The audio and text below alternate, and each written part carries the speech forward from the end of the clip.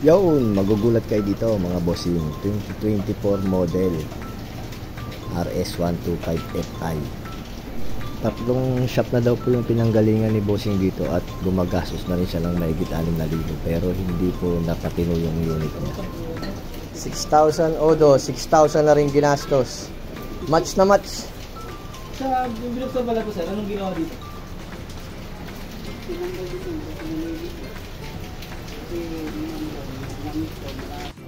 Kailangan po muna natin buksan to para malaman kung ano po ang nangyari.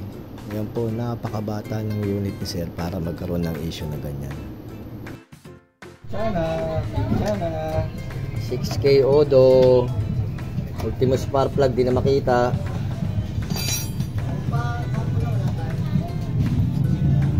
Kay odo, tutong na tutong. Dahil sa sobrang bata pa po ng unit ni sir, isang beses pa lang po ito na change oil. At ang duda po namin dito is yung langis na ginamit ni sir, mukhang peke po yung nailagay dito. Layo ng kulay ng loob ng makina.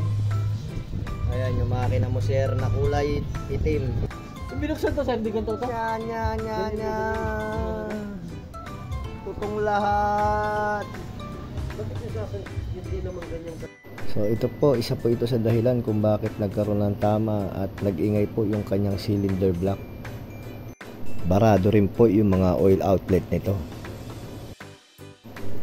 Ganyan po kagrabe yung pagkasunog ng mga pyesa ni sir. So kung pagbabasihan po namin yung kwento ni bossing, ang duda po namin dito, peking langis po ang naikarga sa kanyang motor. At dahil medyo kapos po si bossing sa budget, ito lang po muna yung ating papalitan sa kanya, yung kanyang oil pump, yung kanyang cylinder block, langis at yung kanyang mga gasket. Ito naman pong mga ibang pyesa na natutong, subukan po nating ma-survive pa po ito para naman po hindi na po madagdagan yung gastos ni bossing. Lilinisan lang po muna natin yan gamit yung ultrasonic machine para po mapalambot natin yung mga natutong na langis na kumapit dun sa pyesa. Ginamitan po namin na spray cleaner para linisan at buhayin po itong mga daanan ng langis. Ito naman po yung mga pyesa na sinalang natin sa ultrasonic machine para linisin. Sa nakita kong kondisyon ng mga pyesa ni sir after linisin, mukhang okay at tatagal pa naman po yung mga yan. Kaya hindi na po natin kailangan palitan.